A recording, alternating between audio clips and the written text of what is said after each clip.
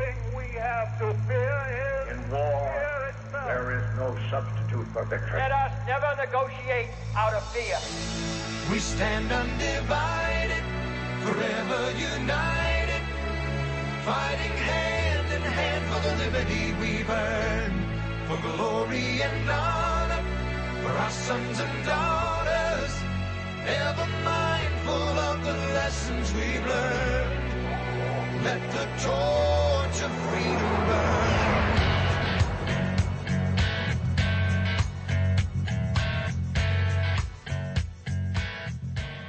You find your way to the intersection of faith and politics. This is WallBuilders Live. You can find out more about us at wallbuilders.com and wallbuilderslive.com. But you found us on Friday, which means it's Good News Friday. We love getting good news on Friday. It's a little bit of an encouragement for all of us. Even David and Tim and I here on the program, it helps us to know that good things are happening out there, that there's victory. So, guys, I always look forward to you guys sharing some good news here on Friday. So what do you want to start with today? Well, I'm going to start with the U.S. Senate. We're talking the Harry Reid-controlled U.S. Senate. Now, wait. The good news about the U.S. Senate is going to be after November, I'm expecting. Right. Not even until January. The good news first will be the election in November, but actual good news from the Senate cannot come until next January or February or March. So just put that on hold, David. Tim, what do you have for good news? No, you were serious. You actually have good news from the current U.S. Senate. Current U.S. Senate, and I'll bet you that this is the first time in the last 18 months we've had any good news out of the U.S. Senate. I'm trying to remember. With the exception of some senators that have been good news from the U.S. Senate. Yeah, we talked about some senators. As a whole from the U.S. Senate, I can't think of anything. I don't think of anything we've covered in the U.S. Senate.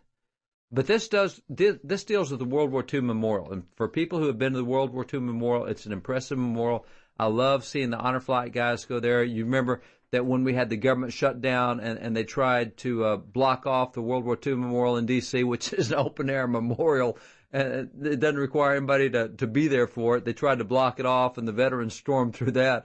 I guess if they stormed through the gunfire of the Japanese, the Germans in World War II, they're not going to let a little barricade and a few park guards stop them. So in that World War II Memorial, one of the big objections was that as you look at the different areas there, they have statements from Roosevelt and they have statements from Eisenhower, and they left out any mention of God whatsoever. And that's hard to do in World War II. I mean, it's hard to do when you have, on D-Day, on that invasion, you have Roosevelt leading the nation in a 6.5-minute prayer. The whole nation, the president led that. It's hard to do when you have Eisenhower giving his prayer to the guys over there. It's hard to do when you have Patton calling for the chaplains and the weather changed, and then Patton issued a card to every one of his soldiers with his prayer on it. It's hard to do unless you're the U.S. government, and then you can find a way to secularize anything. But there has been a ruckus going on this, and amazingly, the House has been pushing this, and the Senate agreed by unanimous consent a bill that directs the Secretary of the Interior to add President Roosevelt's D-Day prayer to the World War II Memorial in Washington, D.C.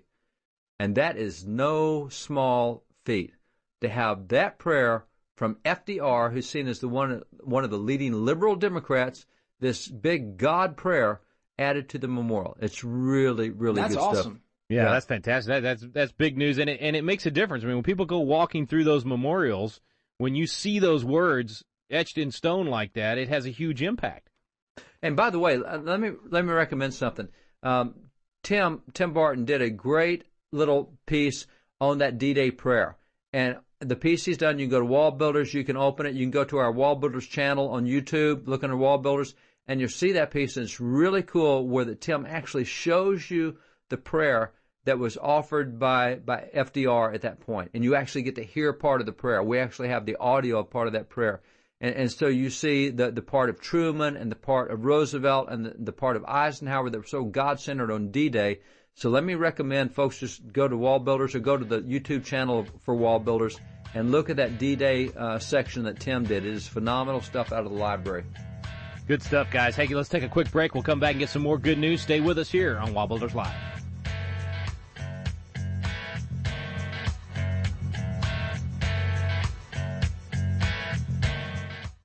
This is David Barton with another moment from America's history.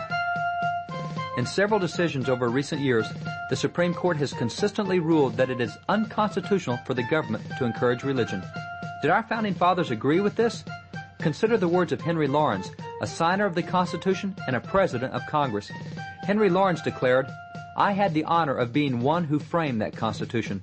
In order effectually to accomplish these great ends set forth in the Constitution, it is especially the duty of those who bear rule to promote and encourage respect for God and virtue, and to discourage every degree of vice and immorality." Founding Father Henry Laurens believed that the goals of the Constitution could not be fulfilled apart from a fear and a respect for God, and that it was therefore the duty of government to encourage this among the people. For more information on God's hand in American history, contact WallBuilders at 1-800-8-REBUILD. Let the torch of freedom burn.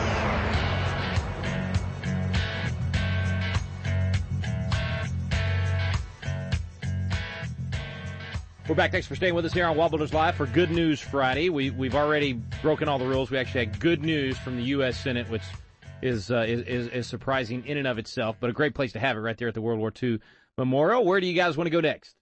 I want to set the stage for what we're about to talk about. And so I want you to see that there was a TV commercial that you cannot escape. It doesn't matter what time of day. It doesn't matter what station. There's a song that plays. Oh, wait, I see puppies. And you see puppies, and you see kittens, and it looks like they haven't been fed in weeks. And there's this animal appeal that we must save. Save the animals. Where is my phone? I have to call and contribute. For all that is sacred and holy, send your money to save animals. Well, Now, hang on a second. But before you call and contribute, I think I need to point out, Tim, wasn't it this group that they pointed out that 97% of what you contribute will not make it to any? yeah. The sad news about this is you're going to have to give a little more than you expected. That's right. To actually be able to help the puppies. There's just so much that's eaten up and paying all of the people and their bonuses before it makes it to the animal. So if I want $300 to get to the helping the puppy dog, I got to give what's that?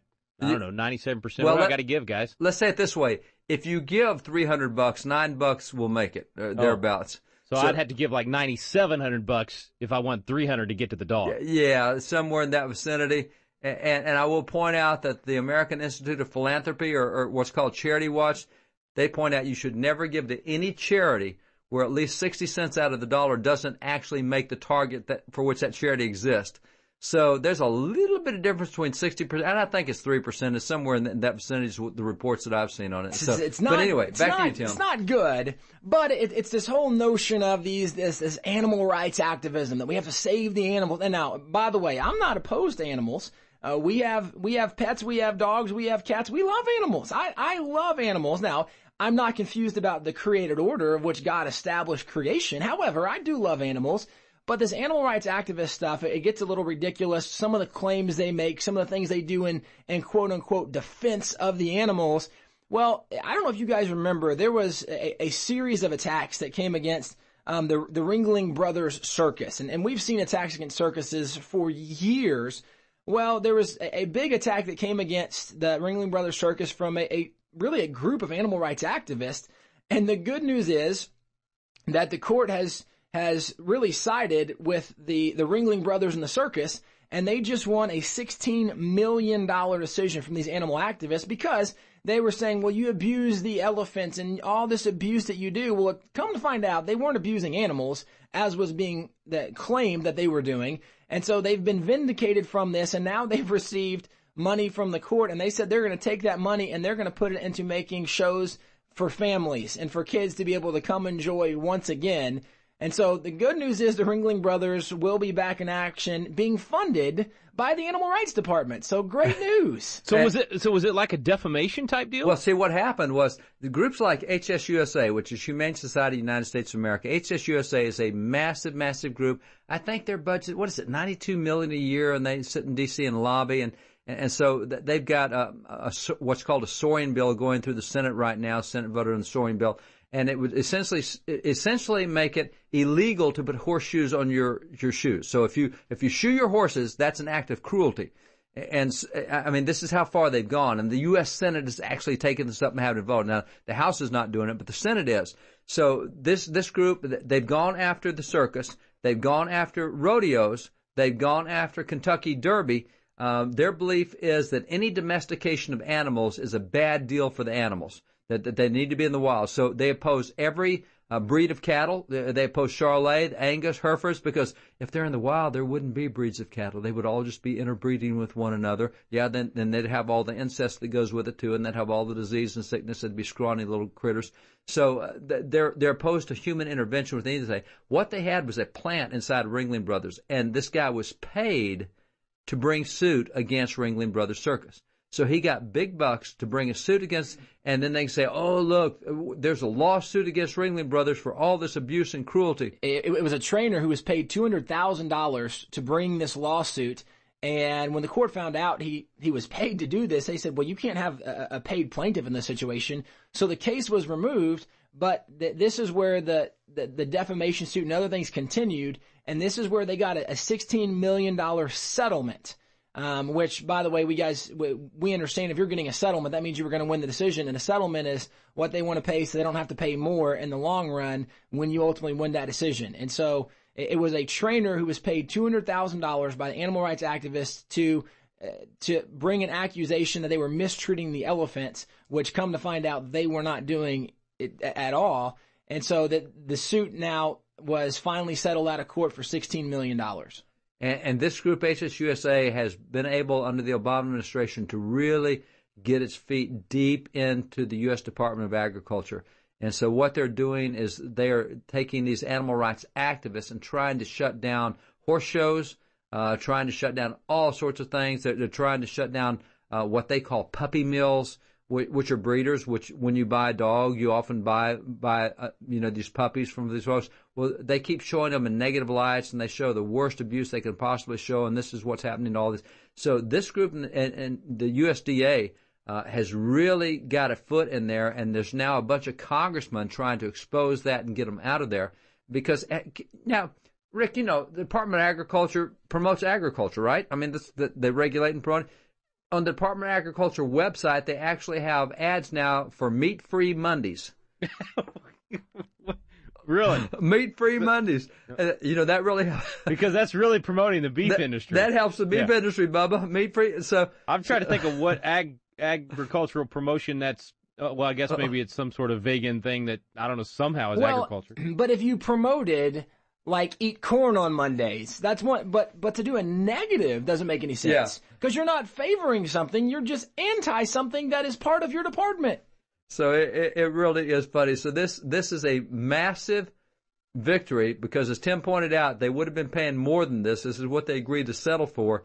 So they saw the handwriting on the wall, and this is a great win. But we got to push back against that radical animal rights stuff because animals are not people, and these are the groups that are willing to kill people through abortion, but not willing to let anything happen to any kind of animal. And to put animals higher than people reverses God's created order. Quick break. We'll be right back with more good news right here on WallBuilders Live.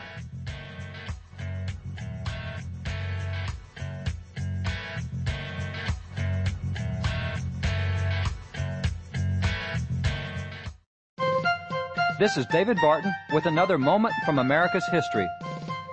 Today, numerous court decisions demonstrate that there's often a conflict between the courts, the law, and religion. Has this conflict always existed? Not according to James Wilson. James Wilson was a signer of both the Declaration of Independence and the Constitution. He was a law professor as well as an original justice on the U.S. Supreme Court. James Wilson saw no conflict between religion and the law. In fact, just the contrary. He declared, "Human law must rest its authority ultimately upon the authority of that law which is divine. Far from being rivals or enemies, religion and law are twin sisters, friends, and mutual assistance. Indeed, these two sciences run into each other." In the views of Founding Father James Wilson, religion and good civil law were inseparable. For more information on God's hand in American history, contact WallBuilders at 1-800-8REBUILD. Let the torch of freedom burn.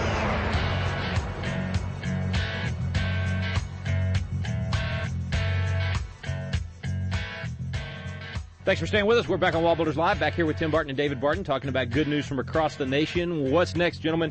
Going to Virginia. In Virginia, you have the state university system there. There's about 23 Virginia college campuses there, and they have speech codes. And speech codes, they say, we don't care what the First Amendment says. We'll tell you what you're going to say on this campus. And speech codes restrict the right of students to talk about all sorts of things. You can't say anything that might offend someone else. My gosh, what is that? I mean, I say I like the length of your hair, and you're offended because I thought my hair should have been shorter. I mean, there's no telling what you say. But these speech codes are used all the time, particularly to beat back religious students and to beat back conservative students.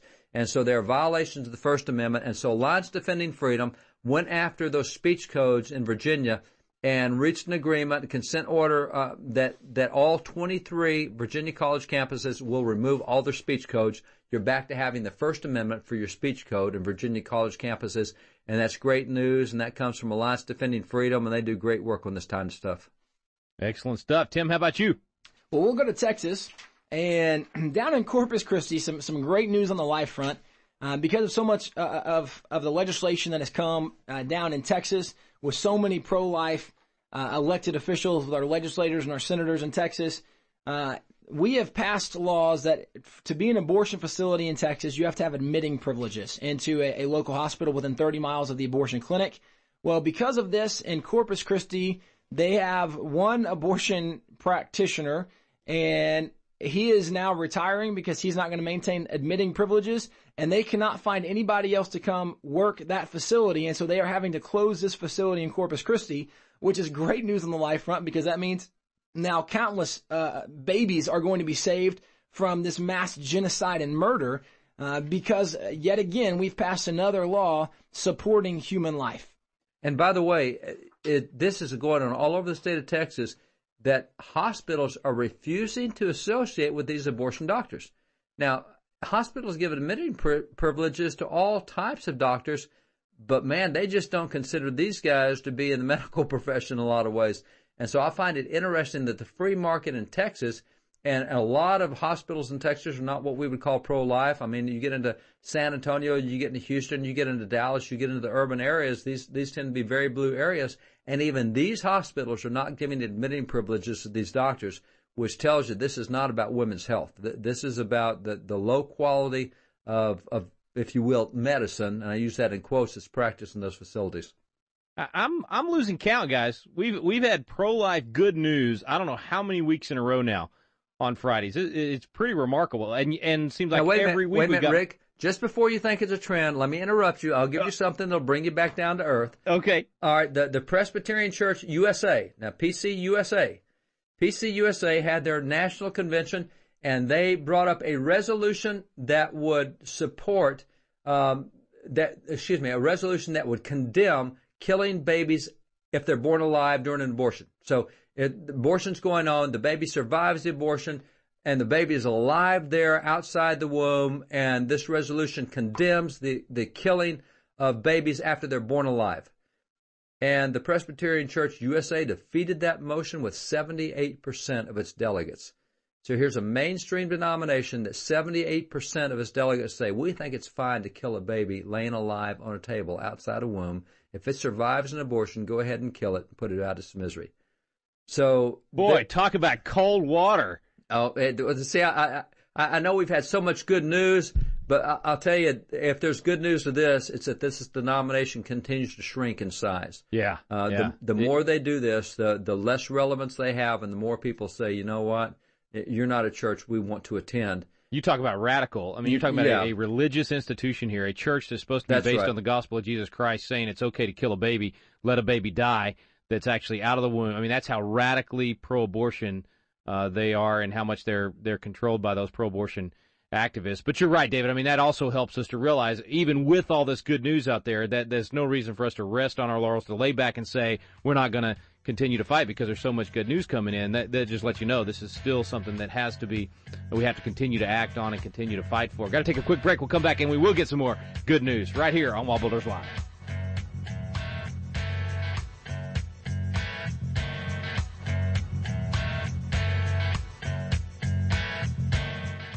Have you ever wanted to learn more about the United States Constitution but just felt like, man, the classes are boring, or it's just that old language from 200 years ago, or I don't know where to start. People want to know, but it gets frustrating because you don't know where to look for truth about the Constitution either.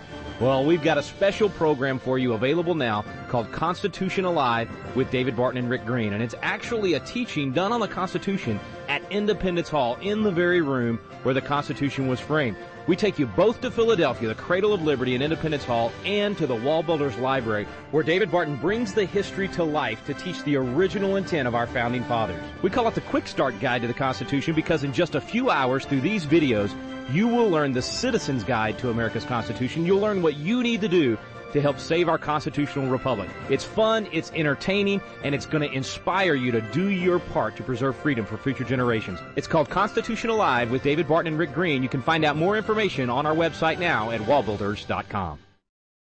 Let the torch of freedom burn.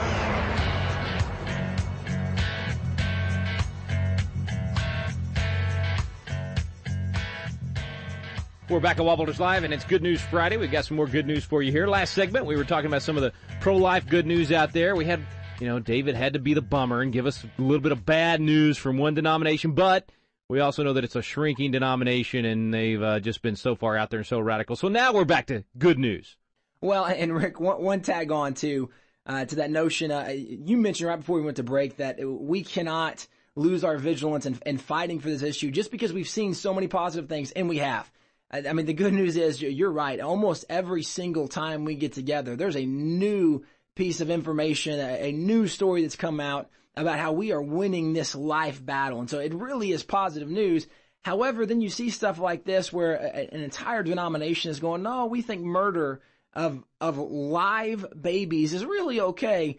It really even challenges me that it's something that just because someone says they're a Christian doesn't mean we need to take for granted that they know some of these basic, what we would consider basic truths from Scripture. And so we need to make sure that the people that are around us, that we're working to help communicate truth to everybody around us, even if they are someone that, well, we know they're a Christian and we know they are. Just because someone has a label doesn't always tell you exactly what they believe. And so we have to continue with vigilance to fight to promote this issue of life. No doubt about it, man. It's an eternal vigilance. Absolutely got to be, no matter how much victories we have, and we've been blessed to have them. I know me, my personal nature is the more good news, the more I want to fight because it gives me hope that we can win. So I like getting that good news, but sometimes if we don't hear it at all, we give up, or sometimes we hear too much, we give up. We're always looking for a reason to give up on these things. So let's keep that eternal vigilance. What's our other good news, guys? Well, we're going to go out to California, and some great news for students in California. A judge in California has just ruled that public schools cannot, or really it's for the teachers union, but they cannot have unlimited tenure essentially for public schools in California. That up to this point, teachers have been able to maintain tenure, and they can't be fired no matter what. And they argue, well, the reason we're fighting for tenure is because principals could just fire teachers on a whim if we didn't have tenure. But the reality is you have a lot of underperforming teachers. And so you have students that are having to be in classrooms where teachers are not doing a good job. And so removing tenure, then we have to judge based on the criteria of the performance, which is very positive news for students out in California, that now we have teachers that are going to have accountability for what they do. So they're really going to have to start making sure they are on top of it, or they'll find somebody else who will be. Man, Rick, this is dangerous. That's bringing free market principles back into education, and that means success. I don't know if we can handle success in education. No what doubt, would we man. do if education started working right?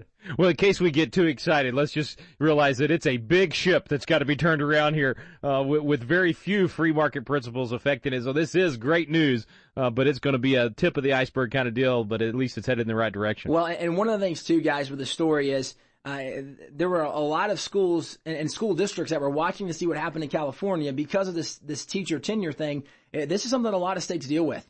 And so the fact that this went the right direction as far as saying, hey, teachers can't have this unlimited tenure, that they have to actually You got to be accountable. Well, Can you right. imagine being accountable? Oh, well, my. and in California, that's a pretty novel concept. Yeah, that's you right. know, in a government position, government school, that's pretty novel for Anywhere government. in government, that's novel. Yeah, to have this notion that they're responsible for their actions, that they actually might be public servants, pretty unheard of, but great news from California. And let me throw in a quick accountability thing, because this happened, it's been a few weeks now, but it's worth mentioning. that in Indiana there was accountability there, and the accountability was over the marriage issue because several Republicans came out supporting same-sex marriage. And you had people that were elected in the legislature, you had House members that supported it, and et cetera. And lo and behold, they got turned out in the election. Those Republicans who came out supporting homosexual marriage, they got themselves voted out of office by folks in that. So that's accountability, and that's a good thing too. That Indiana is standing up for traditional values. Well, and those guys that got voted out were probably listening to CNN or MSNBC or somewhere else that was telling them this is what the people want. They want homosexual marriage. And so for the people to actually have a voice and go, no, that's not. We want traditional marriage. That's what we want. You know, there's a great point made recently that I hope everybody remembers on this, because we're being told that it's inevitable, gay marriage, there's nothing you can do to stop it. Look at all the states are doing. You know, if you look at all the states that are doing gay marriage because of judicial orders, then it appears inevitable.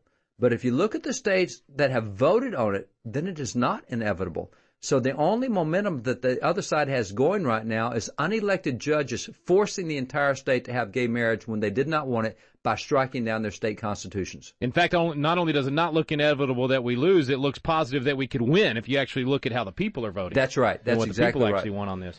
Yep. Hey, thanks, guys. A lot of great news from you guys today. We enjoy it, and we want to encourage folks to go get more of it. They can get it at our website, wallbuilderslive.com, by going to the archive section and clicking on those Friday programs for more good news. You've been listening to WallBuilders Live. We stand undivided forever.